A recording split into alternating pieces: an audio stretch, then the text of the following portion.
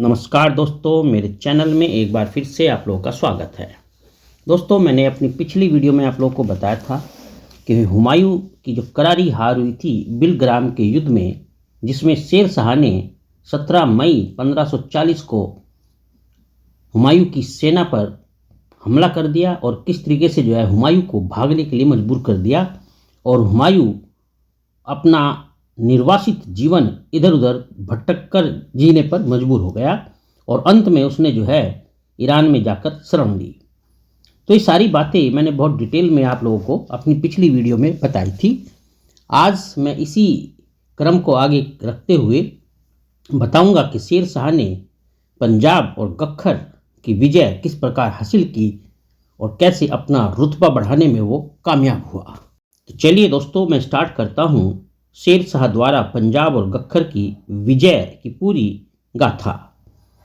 कन्नौज यानी कि बिलग्राम का ये जो युद्ध हुआ था शेर शाह और हुमायूं के बीच, इस कन्नौज की विजय के बाद शेर शाह का अधिकार बंगाल, बिहार, जौनपुर, दिल्ली एवं आगरा पर स्थापित हो चुका था और मुगलों की जो नींव थी वो पूरी तरीके से हिल चुकी थी और ये कह सकते हैं कि एक समय के लिए मुगल भारत से लगभग जुदा हो गए थे, क्योंकि हुमायूं ईरान भाग गया था। तो इस तरीके से जो शेर शाह ने ये कन्नौज की विजय हासिल की, इससे उसका काफ़ी रुतबा बढ़ गया था और मैंने जो बताया अभी इन क्षेत्रों पर उसका अधिकार हो चुका था, किंतु अभी बहुत से प्रदेशों पर अधिकार करना शेष था। इस उद्देश्य से शेर शाह ने सबसे पहले पंजाब की ओर अपना ध्यान आकर्षित किया, जो कामरान के अधिकार में था। तो मतलब कह सकते हैं कि मुगल पूरी तरीके से तो अभी नहीं यहाँ से दफा हुए थे, बल्कि अभी अवशेष बाकी थे। केवल हुमायूं को ही शेर शाह ने भागने के लिए मजबूर कर दिया था। तो इसीलिए शेर शाह ने अपना सबसे पहला जो ध्यान आकर्षित किया वो कामरान के अधिकार में जो क्षेत्र था उस पर आकर्षित किया। कामरान ये हुमायूं का ही बड़ा महत्वाकांक्षी भाई रहा है। तो शेर शाह ने सफलतापूर्वक पंजाब को अपनी सत्ता के अधीन कर लिया, यानी शेर शाह पंजाब को भी अपनी सत्ता में लाने में पूरी तरीके से सक्षम हो गया और उसको अपने अधीन कर लिया। शेर शाह को पश्चिमोत्तर सीमा की ओर से काबुल के शासक कामरान तथा कश्मीर के शासक मिर्जा हैदर के संयुक्त आक्रमण का बहुत भारी डर सता रहा था।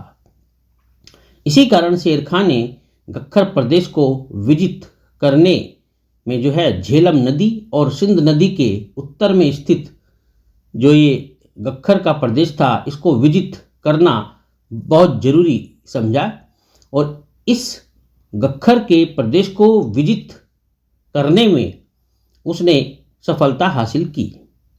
बेसिकली ये जो गख्खर का प्रदेश था, जो झेलम और सिंध नदी के उत्तर में स्थित था, इससे पश्चिमोत्तर सीमा की रक्षा हो सकती थी और पश्चिमोत्तर सीमा की रक्षा के उद्देश्य से उसने वहाँ रोहतासगढ़ नामक एक दुर्ग का भी निर्माण कराया।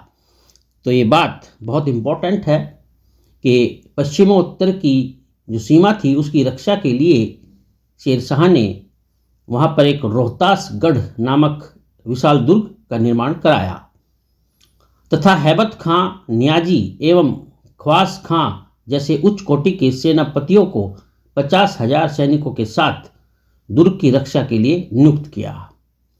तो दोस्तों, इस प्रकार से शेर शाह ने अपनी सीमाओं को सुरक्षित करने का प्रयास जारी कर दिया था और इस प्रयास में उसने पंजाब और गख्खर दोनों को हासिल कर लिया। तो इस तरीके से उसने अपनी पश्चिमोत्तर सीमा को सुरक्षित करने में वो सक्षम हो गया। तो दोस्तों, ये कुछ जानकारियां थी जिसमें शेर शाह ने पंजाब और गख्खर को अपने अधीन करने के लिए प्रयास किया और उसमें वो सफल हो गया। मैं अपनी अगली वीडियो में आप लोगों को इससे संबंधित और बहुत सारी जानकारी दूंगा। आप जुड़े रहना। चैनल अगर सब्सक्राइब नहीं किया है तो ज़रूर सब्सक्राइब कर लेना। तो चलिए, अपनी अगली वीडियो में मैं आप लोगों को बताऊंगा कि किस प्रकार से बंगाल में शेर शाह ने अपने कदम बढ़ाए। चलिए, मुझसे जुड़े रहने के लिए आपका बहुत बहुत धन्यवाद। आपका दिन शुभ हो।